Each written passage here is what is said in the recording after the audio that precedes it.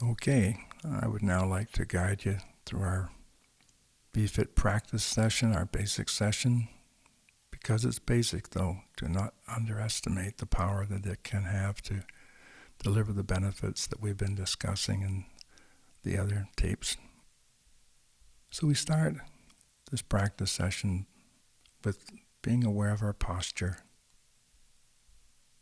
keeping a straight back, off the back of your chair, feet flat on the floor, and just straighten up and settle in. Now close your eyes. We do our practice sessions with eyes closed, just to stop some of the competition that could be coming in from the visual sense door. Eventually you'll do this in your regular life with eyes open, but to start with the closed eyes, okay? We start all our sessions by observing our breathing patterns and how they impact our body.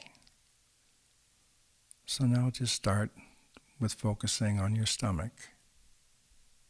And you notice as you breathe in, there's a rise in the stomach. You breathe out, there's a fall. You can even say those words to yourself. Just rise and fall. As best you can, breathe through your nose. And you'll see as we progress that the ideal is to take twice as long on the exhalation as the inhalation. So you could have a 2 on the inhale, 4 on the exhale, or 3 and 6, whatever works for you. So now just continue to look at the rise and the fall in the belly for another breath cycle.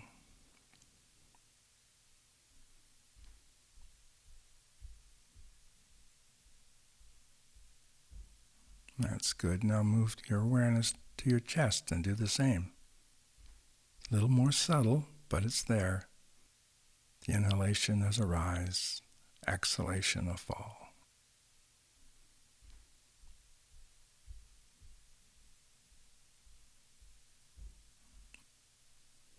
And then bring your awareness to your nostrils. And just start to breathe in that same pattern, this time observing the in and the out. Now as thoughts come into your mind, which they will for everyone,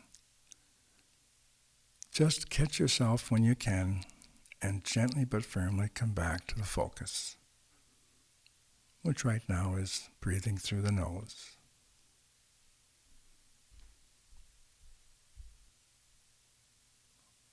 Your main job now is just observing what is in real time, the present moment. You may notice that there's one nostril is more predominant than the other. Just observing what is.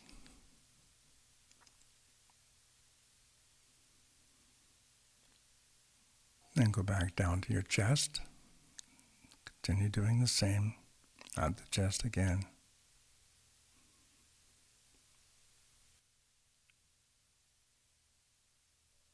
And then back to the stomach.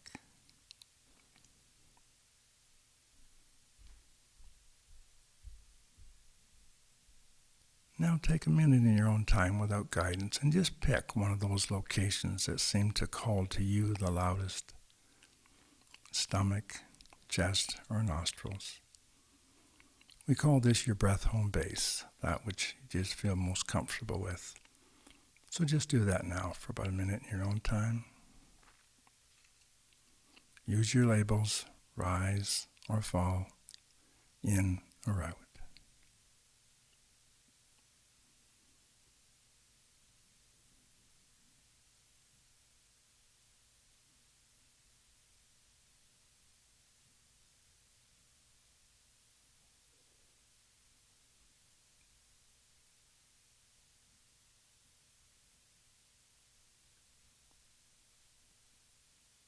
Now, if you get pulled into a thought content, you know what to do. Just catch yourself, gently but firmly come back to being the observer of sensations from breathing.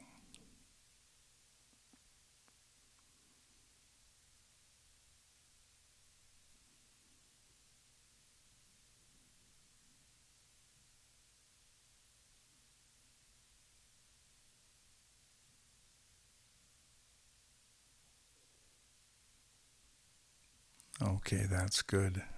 Now we're going to sensitize you to just some different parts in the body. We start with the left shoulder, the left arm. On your next inhalation, I'd like you to tighten that region, say to the count of 3. 1, 2, 3, tighten. And then release. 4, 5, 6, 7, 8, 9.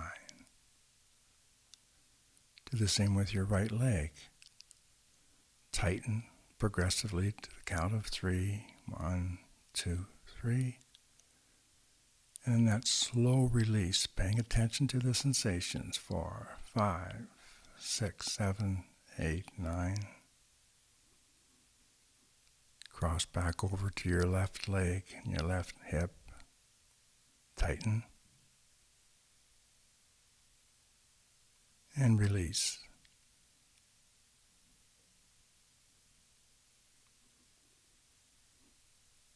And then back over to your right side, to your right shoulder and your right arm. Tighten on the inhale, paying attention to those sensations. And then the release.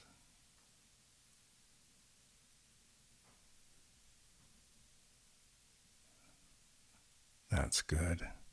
Now bring your awareness to your face. And just start at the forehead and slowly work your way down, just infusing each of those muscle groups in the face without allowing this intention of release. Just through the eyes, the nose, the mouth, the jaw. Just intending that release and relax.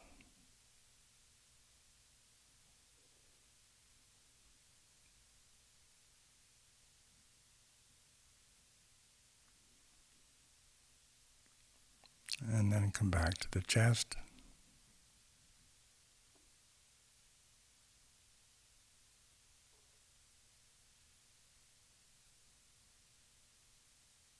And back to the stomach.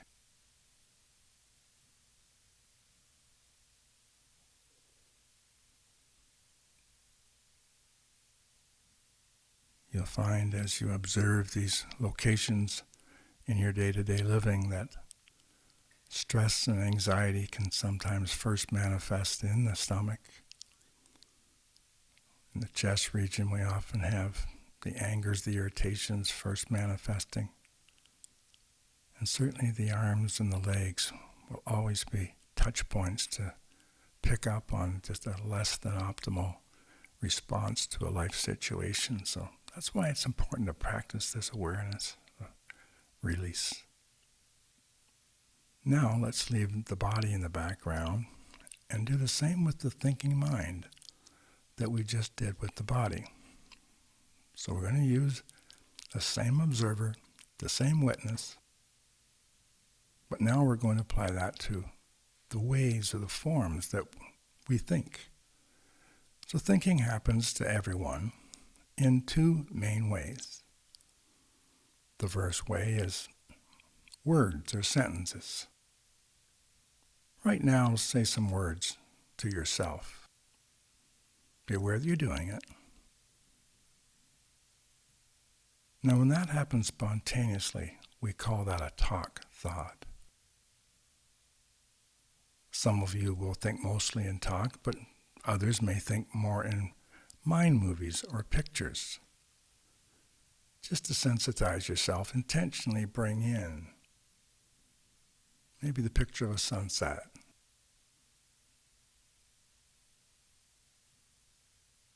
Maybe the face of a loved one. Now, whatever representation you had there, we call that an image thought. So now we're just going to sit back, something like a how a cat might look at a mouse hole waiting to see what comes up. And you're just interested in the form or the way that thoughts arise. For now, the content's irrelevant. We just want you to sit back and just see. As the thought process comes up, are you having an image or are you having talk? Use your labels, just use either of those words. Your only job is just to observe what's happening. It's not to make anything happen, definitely not to shut anything down. We're just being the observer, the witness of, once again, the present moment. So start that now, using your labels of image or talk.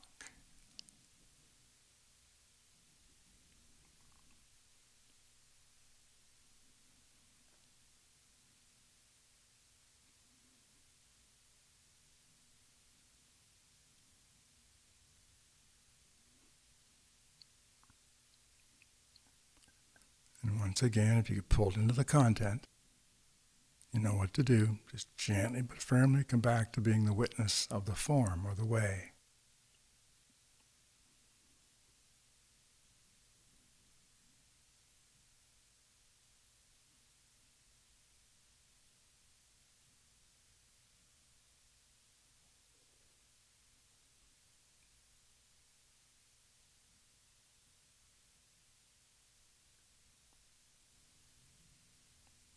Just stay with the focus. You're just the observer of the mind bringing certain thought forms. You're observing, infusing with that same allowingness release that you gave to the body sensations. No attachments, just observing and allowing.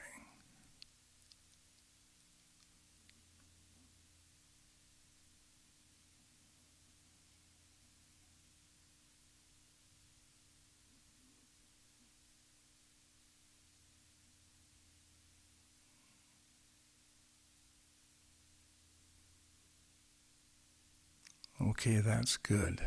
Now we're going to add, optionally here, some of you may want to just continue with the two balls in the air of image or talk, but others may want to add the two more subtle ways that thinking happens. The one is that, sometimes there's just nothing happening. It's just flatline.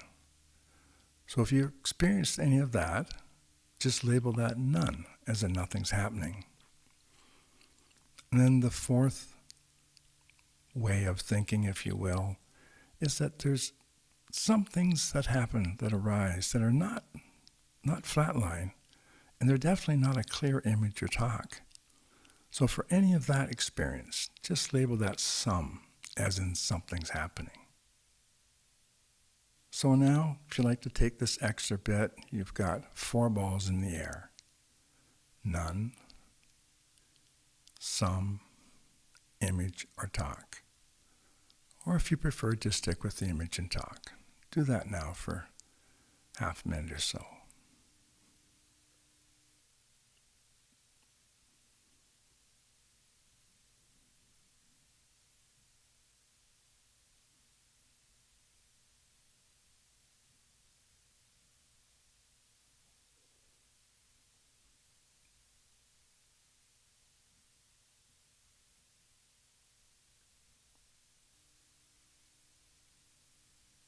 Just being the observer of the way the mind creates our reality.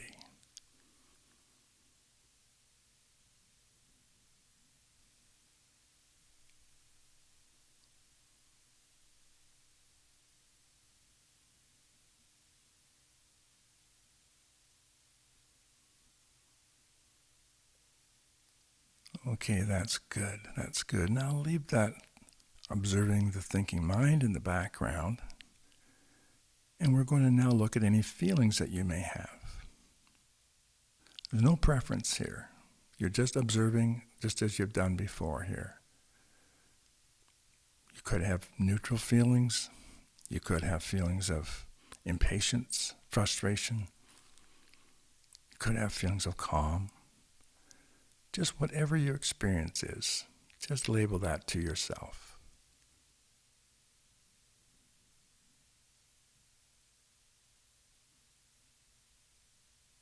And we work with feelings at two levels. One is that emotion that you're aware of. But we also know that every feeling we've ever had starts in the body. So every feeling you have, if you look real close and through this training, you'll be able to start to see when a life situation brings you into a body sensation that's the seat of the source of feelings. And we can just nip them early and just watch them happen in the body and let them expand and contract, just like we've done with looking at the breath and the belly and whatnot before.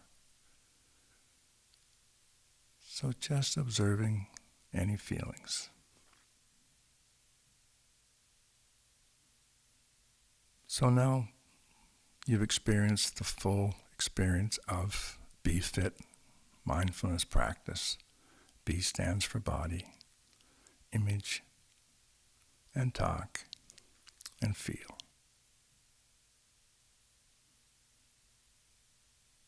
Now I'd like you to do a little bit challenging here and either go to your breath home base for the last minute of our practice, or else try to put them all together. Just designate all of your BFIT, your body sensations, your feelings, your image and talk. Designate any part of that as your field of focus. Once again, you're just going to sit back, be that observer, and label when your awareness is pulled to a body sensation, or it's pulled to one way that we think, or even a feeling. So just do that now for half a minute or so. Just practice pulling it all together.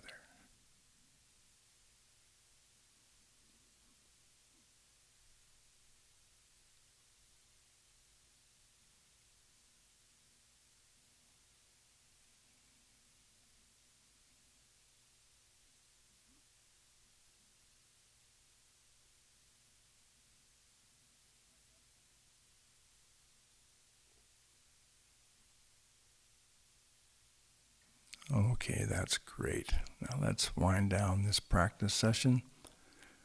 We like to end our sessions with a couple of forms that we go through. The one is gratitude. Never miss an opportunity to be grateful for just being alive. I say things like, I'm so grateful for just having one more day. Grateful to be a part of your life and this teachings. And just grateful for all that I've been given, the opportunities, food, shelter, love, whatever comes to you. And then next, make an intention for the day. Something like, I intend to be the absolute best that I can be today. However I meet the day, whatever it brings to me, I'll give it my best. Just something simple like that. And then finally, we always like to add in being the best we can with other people who we meet.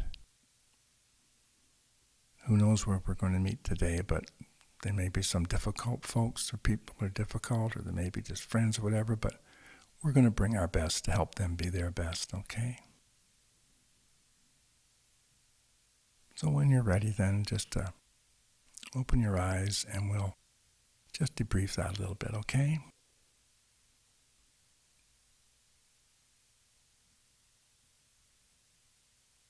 Okay, so now, if I were with you and I were to ask you, did you think mostly in image or talk? You would have an answer. You'd say, well, it was mostly image, or maybe it was mostly talk, or you may say it was both. But virtually everyone that does this exercise has one of those experiences where they've actually watched this thought form arise. So what's the big deal about that? What's the significance of this? How can this be helpful in one's life? Well, consider this. I suggest that this is not a stretch to say this, that because you were actually able, or part of you was able to watch an image or talk arise, or many of them, that means that you activated a part of you that is not your thoughts. See, the average untrained person goes through their whole life having 40-odd thousand thoughts a day. And if they don't know they're having those thoughts become them. And those thoughts create certain actions that may not be optimal. Those thoughts come from, as we've been discussing, this PFP, these primitive predispositions, the nature us, and our filters, the nurture us, and these brain priming that we get from our culture and whatnot. That's what makes up most of those thoughts. And if you don't know you're having those thoughts, you act on those, often in less than optimal ways. It drives us. We just don't even know it. But now you have experienced, maybe for the first time in your life, actually watching your thoughts arise and pass away, arise and pass away. And you do this enough, not too many more hours. You do this, and you start to get it, that your thoughts and your feelings are just another part of your sensory system. They are not who you are. Who you are is consciousness. You are the conscious being that can experience all of this and then move towards messages, sensory systems that are positive, but let the negative ones go by. The dealing with the difficult people and the criticisms and all that. We can just be conscious in the moment and watch the rise and the fall of image or talk or whatever, body sensation, but not let it override us. The moment that we stay present, we now become not attached to those sensory systems. We have our smell, touch, taste, and whatnot, but add these two of feelings and thoughts to that. That's the first thing we took out of that little session. Number two, it gets better. Now, most folks that do what you've just done will say that, they had a little bit of calm, at least, relative to maybe how they normally start their day or drive through traffic. It was a little bit calmer. Well, to the extent that you had any degree of relative calm, you activated your parasympathetic nervous system. That parasympathetic system is the part of you that is cooperative, caring, compassionate, intuitive. All of those qualities come from that system of harmony, of likely started way back and communicating and connecting with herd members or tribe members or band members or family members.